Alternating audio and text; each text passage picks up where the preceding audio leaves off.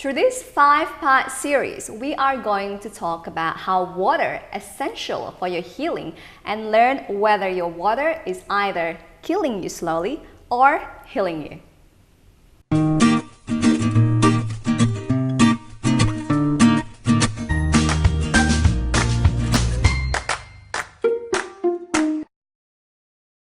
Hi, this is Zia and this is Kamana, and welcome to Holistic Nomads TV, where ancient wisdom and modern science can help you to have more clarity and energy in your life. So today's topic, we are going to talk about water. Water, the healing powers of water. The healing powers of water. I grew up having a really bad habit, actually not growing up, I still have that habit now, which is just don't drink enough. Yeah, and water is like the transportation pathways in the body. It's just essential to every function in the body. And in this part 1, we're going to look at why water. Yeah. So we tell all the parts? It's a secret. Oh, secret parts to come. But basically there will be 5 video series that are all going to talk about water. From today's about why is it important, and then we're going to keep it suspense so that you keep coming back. Yeah. Now, at the end of the video, we're going to talk what the next episode is going to be about. But yeah, today, let's straight to the topic, which is why water is important. So let's first start with the understanding of how much water we are in our body. And that just sort of gives this like, oh, essential to life thing. So when we're born, on average, we're at about 78% water throughout the body. So that's a huge amount. It's more than 3/4 of our body when we're a young baby that is water. That's why they're so watery, babies. That's right, little plump, fluid, round curves, making mucus and things because they've got all of this good water to spare. Whereas as we age, we tend to decrease in the amount of water that we have in the body. And in some elderly, it gets down to as much as 50%. So we dry out to about half, from more than 3/4 to about half water. And that's really in the unhealthy elderly section. Yes, we all may dry a little bit, but the more unhealthy old, dry a lot to 50% water, which decreases circulation and so many things in the body. And from Ayurvedic perspective, that much related with Vata. That's right. As we age, we increase in Vata, and Vata is associated with dryness and a lack of circulation. So increasing our body's ability to hold healthy water decreases the degenerative processes associated with Vata and old age. In general, quick tips for those who are already in Vata stage of life, or basically when you're like old menopause up there. And then for people who already have dominant, whether Vikruti or Prakriti or Vata, they need to really pay attention a lot on water. Absolutely. Yep. So now, next we're going to talk about the 10. Was it 10? 10. You reduce it to top 10. Inside the ebook that I've written, I had 19 different body systems that are affected by our water intake. And in this, I sort of potentized it down to what I thought were the 10 most important. And the first one is blood. The first one is our blood. Our blood is a huge amount of liquid and fluids, and if we get dehydrated, the blood will tend to suffer and dehydrate. We use those fluids to be able to circulate the blood into different tissues around the body, and it carries and transports a lot of our nutrition. So if the blood volume gets a little bit low through dehydration, which can happen on just a small bit every day, then we're not as easily able to resist to our environment and what's going on. So in Ayurveda, we refer to the fluid systems of the body as rasa and then rakta as the blood. These two sort of intermixed with each other, rasa and rakta. And when they get low, imagine a glass that's half full. It's much more easy to affect that glass from the external influences of life. So if you put it in the sun, it's going to heat up quicker. If you put it in the freezer, it's going to freeze quicker. whereas a full glass is more able to deal with the challenges of life. So if our blood volume gets lower and we're not holding on to as much water in the blood, then we are more easily affected emotionally, physically, with toxins, with temperature, with so many things. Our body will naturally go, oh, I can't resist that as well when the blood volume is low. That's so interesting about that. I remember you mentioned about before, but I haven't actually heard this depth reason, so In that context, that's good. yeah. Next one is our digestive secretion. Yeah, so our digestive secretions are not like powders being pumped out of tubes, but they're generally fluids that are being pushed through pores. Like skin pushes sweat through the pores, so too in a lot of our digestive system, it's fluids that are being pushed through tiny little pores. And if we get deficient on fluids, then we don't have enough fluids to be able to push those digestive secretions out. The saliva that's inside our mouth, first part of carbohydrate digestion, the pepsin that comes from the stomach, the hydrochloric acid, all of these, we need that extra fluid to secrete them effectively. Okay, very important for digestions. Yep. Next one is our bile. Bile. Although many people consider bile to just be part of the digestive system, it's secreted from the gallbladder, it's made in the liver, moved into the gallbladder, secreted into the small intestine, and it digests fats. But that's only one of its function. Another one of its function is to be able to detoxify the blood. We put a lot of the fat-based toxins, heat-related toxins, into the bile. The liver does. It converts them and says, oh, I can get rid of that with the bile. It squirts it into the small intestine. It's a natural laxative and helps us move those toxins out of the body through the colon. Yet, if our fluids are low, that bile starts to dry up. It doesn't secrete as well anymore. So we need to have a decent amount, good regulated fluids in the body to be able to detoxify properly through the liver and the gallbladder and to have good fat digestion in the small intestine. Cool. Next one, this is a new word for me. I'm not sure if I say it correctly. Synovial fluid. Synovial fluid. Veal. Why Yeah. veal, not vial? Jeez. Yeah, English. Yeah. No, synovial fluid is the fluid that exists in between the joints.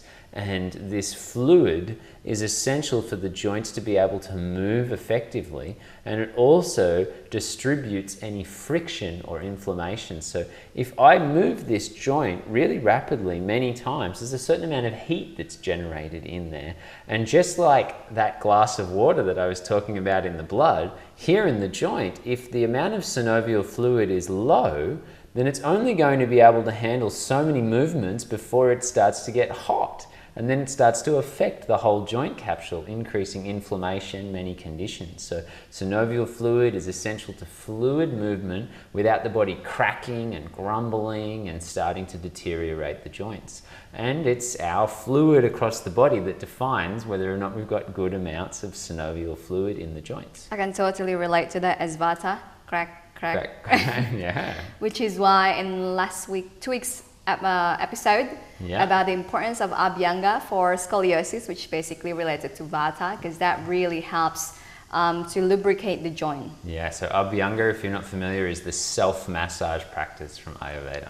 Next one, something about cell interior. The cell interior. So although we have about 70% water throughout the body, the inside of our cells, our body, is made up of tiny little cells, skin cells, bone cells, everything. The inside of those cells is 90% water. So again, for functions inside the cell, they really need a massive amount of fluid inside the cells. And as we progress into the later parts of this series, we'll talk about the science behind whether or not the water gets into the cell or not, whether or not we're filling this 90% of fluid in the cell up, or whether or not most of the water is just moving through the body and not penetrating into the cell. We need certain chemical processes to happen that need to be in the water in order for that to take place. And inside the cell, there's lots of functions that are happening, but most specifically, that's where our greatest energy production. Mitochondria is inside the cell, and we need to be able to transport things in and out of the cell with this fluid matrix. So this is not just about how much water you drink, because often I drink a lot of water and I'm like, I'm still thirsty. Yeah, or people drink water and they feel like bloated and heavy from it because it's not penetrating into the body properly. It's not moving in through the digestion, it's not moving into the cells, and it becomes lymphatic congestion. It becomes extracellular edema rather than good penetrating water. Next one, our lymph. Our lymph is like the sewage system of the body. So when we got too much sewage inside of us, we go to the toilet. But our cells, they can't go to the toilet. They have to shit and piss, get rid of their toxins wherever they are. So they're cells that are eating, consuming life, and are getting rid of toxins. Those toxins go straight into the lymphatic system. And the lymphatic system needs to be able to pump through the body, and it doesn't pump with the heart, it pumps with our movement, and it drains up here in the chest before it goes back to the blood. So all of the lymph has to pump and move all of the waste products of the cells back to here. If the lymphatic fluid is getting low, and you will see this a lot with dry skin, if there is dry skin anywhere in the body, there's a good chance the lymphatic system is not working to full potential. The circulation in the blood is not working to full potential. As we said, the Ayurveda, they have rasa, fluid liquid systems, and then rakta, blood. These two are intimately related, so the blood and the lymph are some of the first signs that we'll see of dehydration in the body, and then toxins will build up in areas. Skin conditions will start to present much easier, so we need to have good amounts of stored fluid inside the body to be able to move that lymph well. An important reason why we need to exercise regularly. That's right, exercise pumps that lymph around the body, so we need the fluid there, and then we need to use our muscles to pump it. Next one is urine. Urine. So our urine is the things that we secrete through here, and it's the way in which we get rid of toxins, we regulate hormones, and we regulate certain balance of chemicals inside the body. And if we want to flush out water-based toxins from the body, then we need a certain amount of water to be able to keep that working. We can also see a rough idea on whether or not the blood is dehydrated. So not the body is dehydrated, not the cells. We can see whether or not the blood is dehydrated by the color of the liquid that's coming out through the urine. So just because your urine is clear and white, it doesn't mean that your cells are not dehydrated. It's just showing that the blood is not dehydrated at that time. Yeah. So clearing of water-based toxins. Next is eyes. Next is eyes. How many people start to get that dry eye feeling? I know if I spend a lot of time on the computer, my vata is aggravated too much, I've been in a tropical heat environment for a long time, then my eyes can get dry. So if we have good amounts of fluids throughout the body, then there's more circulation to the eyes, there's less friction that takes place in the eyes, and we'll be able to lengthen our good longevity of the eyes. I love beautiful eyes. Oh, so pretty. Must be my coconut. Yeah. Next one is a mucus in these two specific organs. Mucus in the lungs and the vagina and the whole digestive tract, particularly though the mucus of the lungs. So we need a good amount of fluids in the body to be able to secrete mucus. And mucus is like our body's protective mechanism. So it protects against vaginal infections, candida, thrush, those things. And it protects against infections of the lungs. So if the lungs start to get dry, the fluids start to get dry, then it increases our chances of infections. And this is even more important when we go into very dry environments, air conditioning, aeroplanes. Then we need to be able to produce a sufficient amount of mucus to lubricate and protect the lungs against that environment. What happens if it's too mucousy? If it's too mucousy, then it's going to build up excess. We'll have to clear mucus. There could also be stagnant, non-moving mucus, and things could build up. Infections could build in that as well. Yet that's not going to be related to necessarily the water we drink so much. That's more going to be related to fats, oils, and irritating things for the mucous membranes, allergies. Or dairy for me. Dairy, yeah, that's in the fats and oils category. Next one is cerebrospinal. The cerebrospinal fluid is the fluid that lives around the brain, and it's like the brain is floating in this water bath. And this water bath prevents the brain from like pushing into the sides of the skull. And if you've ever had a dehydration headache, you know what it's like to get dehydrated to the point where the cerebrospinal fluid is influenced. The body's like, oh, and every time you move the head, it feels like, oh, your brain went boom to the front and then, oh, to the back. And, oh, you can't move it. It hurts to move the head. This is the cerebrospinal fluid getting dry. And if that happens, it starts to affect right down through the vertebrae of the spine too.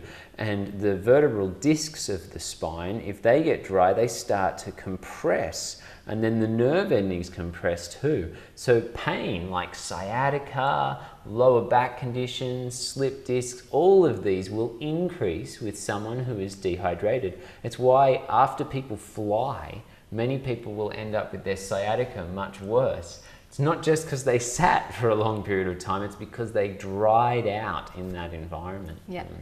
I can totally relate to that with my bad habit of not drinking water regularly. There was just one point my head is just headache, but only if I kind of move it. Yeah. And then about flying, in the future we're going to talk about how to heal from jet lag, but that also includes what you need to do before flying. And then what we often do is we put oil inside our nose, our ear, and of course the whole body. But then one tip, if you forgot to bring oil, use butter in your nose. Yeah, you get a bit of butter from the flight attendant and put a bit of butter up the nose, and it helps to protect the mucous membranes. Cool. Anything else you would like to add? I think that's the 10. They're the most important areas of the body that are affected by the fluids that we drink, how we drink, when we drink, what we drink, which we'll talk more about in the upcoming chapters. Cool.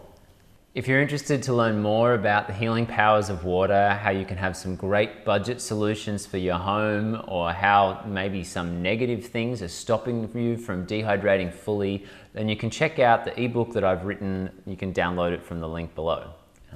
Also, if you're interested to go straight to what I consider as the best filter system that you can have, it's like having mountain spring water come right out of your tap, then I highly recommend the UltraStream water filter. You can see it on Holistic Nomads here. It's a pleasure to share this information with you. I know that it can change your life for the better. Look forward to sharing in the future. Now, theory without practice is wasteful, because hearing leads to forgetting, teaching leads to remembering, and applying leads to mastering. That's why we will encourage you to leave a comment below and share one learning insight from this video. Also, if you like this video, make sure to like and subscribe so you will be the first to hear about our future educational videos. And for more resources on health and healing, check out our website holisticnomads.com. There you will find articles, quizzes on Ayurveda, loads of free resources, and of course our future educational events and courses. Thank you so much for watching. We hope it's been beneficial for you. Hope to see you next week. Bye!